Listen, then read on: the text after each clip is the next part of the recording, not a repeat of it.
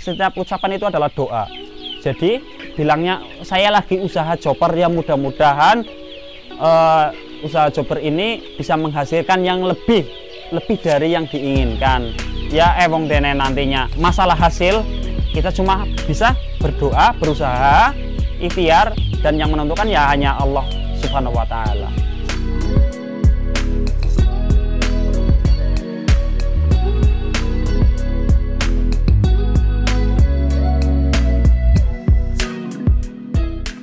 Assalamualaikum warahmatullahi wabarakatuh. Perkenalkan, nama saya Jumino. Usaha saya di bidang peternakan, pembesaran ayam chopper. Alamat saya Desa Pasungingar, RT 22 RW 9, Kecamatan Pengadegan, Kabupaten Purbalingga. Sebetulnya saya dari lulus sekolah, saya merantau di Batam. Saya di sana bercocok tanam lah, ibaratnya apa? Tani. Setelah sepunya ngumpul-kumpul punya modal, ya sedikit-sedikit punya modal, saya pulang dan saya berumah tangga. Setelah itu saya usaha di bidang perpuyuhan, pembesaran puyuh. Dikarenakan kemarin ada problem corona lah ya, PPKM atau apa segala macam, itu kan sempat ada ya ekonomi ibaratnya apa, ngedrop lah. Nah setelah itu saya berubah apa ya, jadi apa namanya, perpindahan usaha, ya di bidang seperti inilah. Hanya modalnya modal ikhtiar, bismillah, masalah hasil Tuhan yang menentukan. Baru saya ini masih pemula di bidang seperti ini. Cuma saya modelnya jadi nggak sekali panen satu periode, enggak. Jadi modelnya apa, kalau chopper kan model panennya kan umur di kisaran di angka 60 hari. 60 hari udah mulai bisa dipanen. Cuma setiap 30 hari sekali saya check in DOC masuk untuk merolling. Jadi setiap bulan saya bisa panen, padahal umurnya itu kan 2 bulan. Tapi kenapa saya bisa panen setiap bulan? Ya seperti itu, saya rolling, ada yang muda, ada yang tua, ada yang muda, ada yang tua, ada seperti itu, dan seterusnya lah. Kenapa saya terjunnya di ayam chopper, bukan ayam-ayam kayak petelur atau pedaging yang lainnya.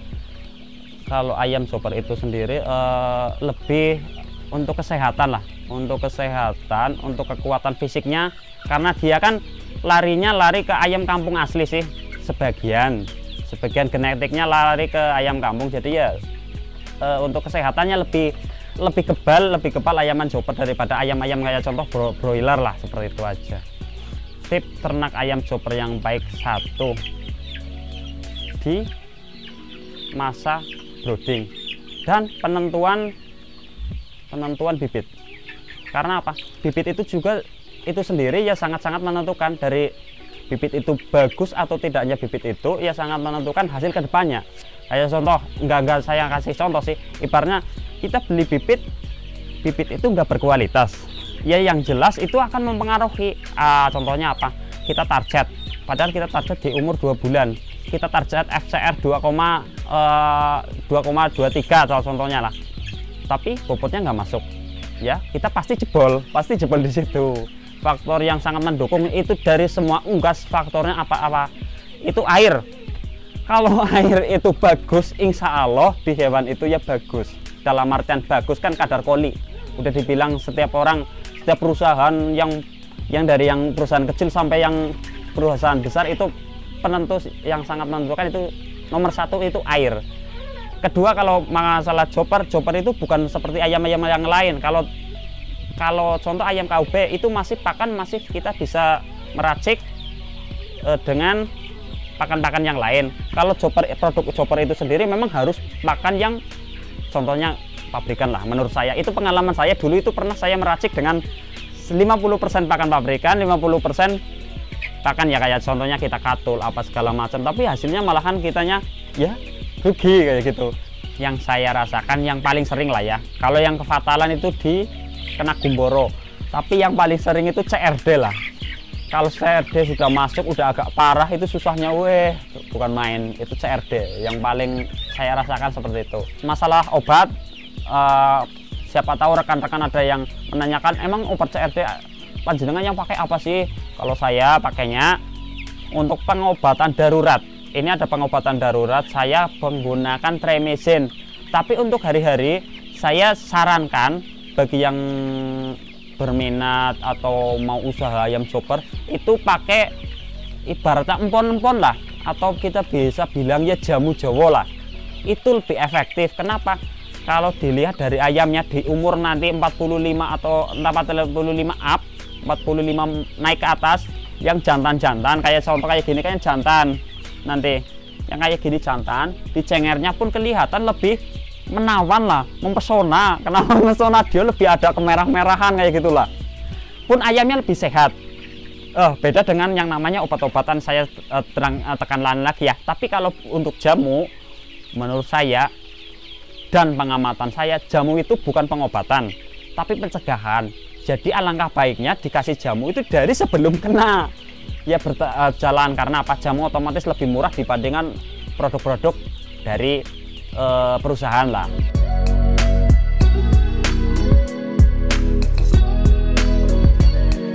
Menurut saya untuk kandang pembesaran sih bukan barter seperti ini ya. Menurut saya itu modelnya panggung. Kenapa saya bilang panggung? Panggung dalam artian apa? Kotoran itu jatuh ke bawah. Memang itu sih setiap orang masing-masing enaknya di mana. Kadang ada yang model di postal. Postal dalam artian ditaruh di lantai, kita kasih sekam. Kan seperti itu. Kenapa saya bikin seperti ini? Memang modelnya ini lebih banyak. Tapi untuk menanggulangi penyakit menurut saya itu lebih mudah. Karena apa? Dia itu berseket-seket satu dengan yang lainnya. Itu kan dalam satu, saya ini satu kamar ini saya isi 15 ekor. Ini ada 70 kamar, kalikan aja kan sekitar 1000 sekian lah, tapi ini sih intinya 1100 lebih lah. Tapi taruhlah 15 ekor itu bagian atas, yang ini sebelah sini saya isi 16. Yang nomor satu kalau untuk pemeliharaan DOC, satu di masa broodingnya, masa dimana umur 1 sampai 1 minggu itu kan ibaratnya masa-masa yang sangat rentan. Jadi utamakan itu jangan sampai ada yang namanya angin masuk atau apa, suhu ruangan terkendali lah. Kalau suhu ruangan sih saya memang nggak pakai termostat apa itulah, tapi kita ukur aja, kita masuk kalau udah DOC masuk kita ukur, wah ini panas ya, lumayan lah, bisa kita lihat dipantau aja kan kelihatan. Contoh ayam itu kedinginan, DOC itu kedinginan atau kepanasan itu kelihatan. Contoh kedinginan dia pasti ngumpul di mana tempat-tempat yang ada hangatnya, itu pasti ngumpul di situ. Nah sementara kalau kepanasan itu pasti semuanya minggir. Jadi yang bagus itu DOC ya posisinya apa ya? Posisi DOC itu ya nyebar lah, ibaratnya nyebar ya dilihat pun kalau nyebar ya biasanya ya ini insya Allah bagus lah kan seperti itu. Fase DOC kebanyakan itu kegagalannya kerdil.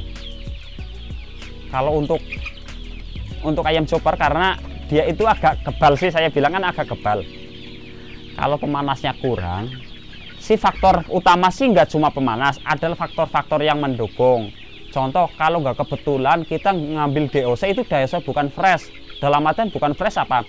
Kalau yang namanya DOC fresh itu menurut saya, dan saya setelah saya ya perhatikan lah.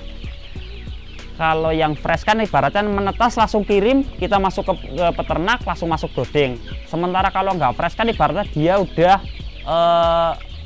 bermalam lah, ibaratnya bermalam nggak di tempat brooding lah. Biasanya kan ada kegagalan pemberangkatan lah, transportasi lah, apa segala macam. Kedua, dari sononya, dari penetas itu nggak ada penyortiran.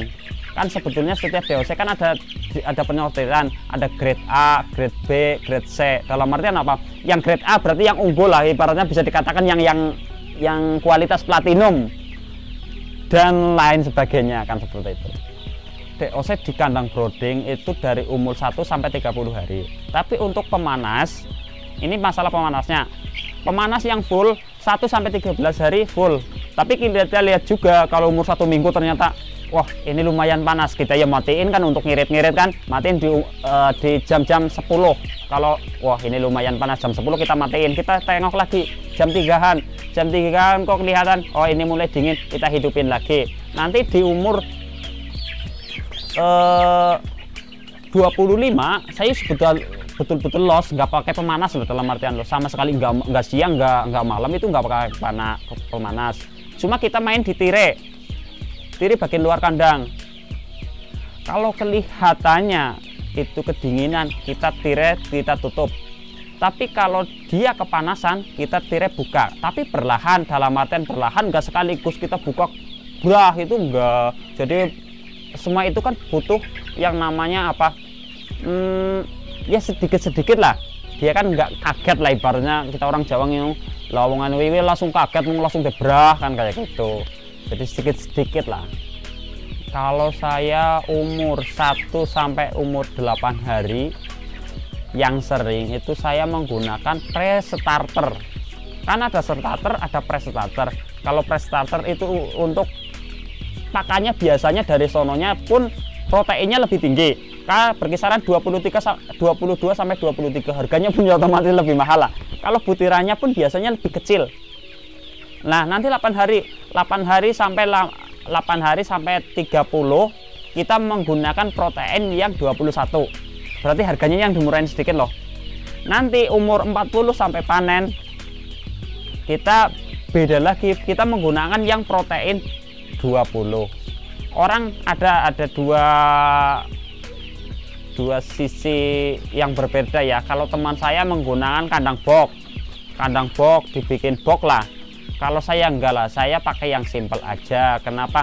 Kalau bisa ada yang lebih ngirit, kenapa kita boros-boros? Kan seperti itu. Kita pakai postal, tapi kita jaga juga untuk kelembaban apa segala macam. Kita yang menentukan lah. Kalau pakai kandang yang namanya box, itu kan kita harus modal plus lah. Kalau kita pakai langsung kita postal ya rumah tanya juga ya lumayan mudah lah menurut saya dibandingkan yang di box.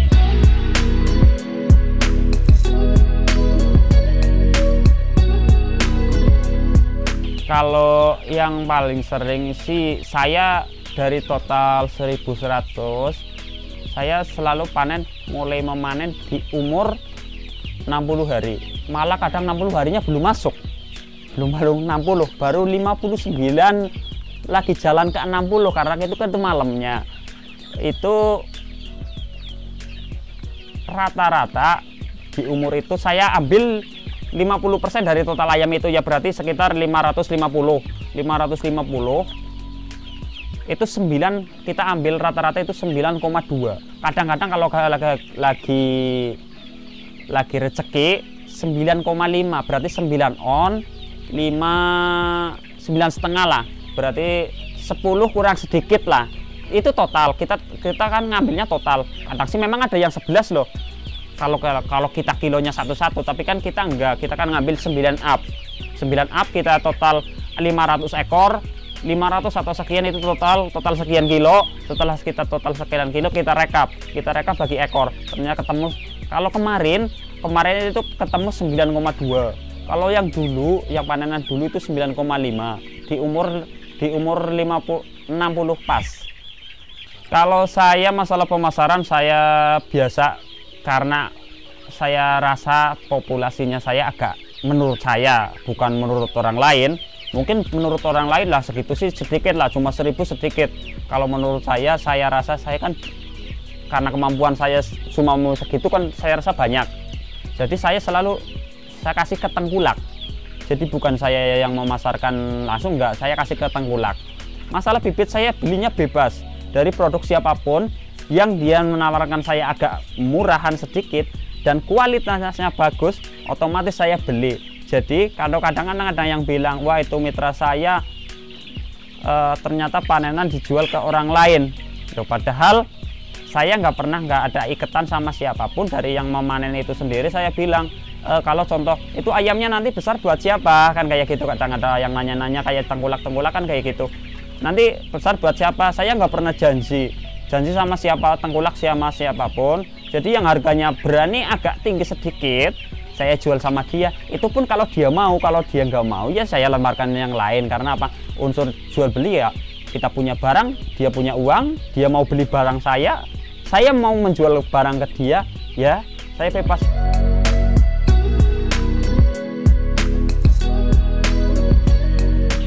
Rekan-rekan yang udah terjun di ayam chopper, semoga mentalnya kuat. Kenapa saya bilang mentalnya kuat? Ya permasalahan pakan, tapi mudah-mudahan kedepannya bisa lah ibaratnya untuk mendongkrak ekonomi lebih saya berharap cuma seperti itu. Saya bisa menghidupi anak, istri, syukur-syukur punya yang lebih lah, ibaratnya kan kayak gitu. Motivasi saya ya ulet, telaten, tekun, dan mengamati, mencermati usaha itu dalam artian apa, dari sisi semuanya, dari pakan, contoh pakan produk itu perkembangannya gimana sampai umur segini, bobotnya masuk enggak ya. Terus kesehatan kita tengok sendiri, kesehatan tiap hari kan kita rumah sendiri berarti kita bisa mengontrol, oh itu posisi kayak gitu, ini suhu lagi sekian derajat, itu harus kayak ginikan, lagi kedinginan berarti harus kayak ginikan. Dan ya mudah-mudahan kedepannya saya lebih memahami, lebih menguasai lah ilmu tentang percoperan seperti itu. Kalau yang mau belajar ayam percoperan ya monggo, nanti lihat di kolom komen ya, nanti kan ada nomornya, bisa hubungi saya, yang nggak masalah langsung japri aja kan, seperti itu lebih enak. Nanti WA saya atau tengok di Facebook saya juga boleh, nanti inbox di Facebook saya, namanya Facebook saya adalah Jumino Sungging Puyuh. Jangan lupa ya saudara-saudara, like, komen, dan subscribe di channel 1000 Mimpi. Oke, sip. Wassalamualaikum warahmatullahi wabarakatuh.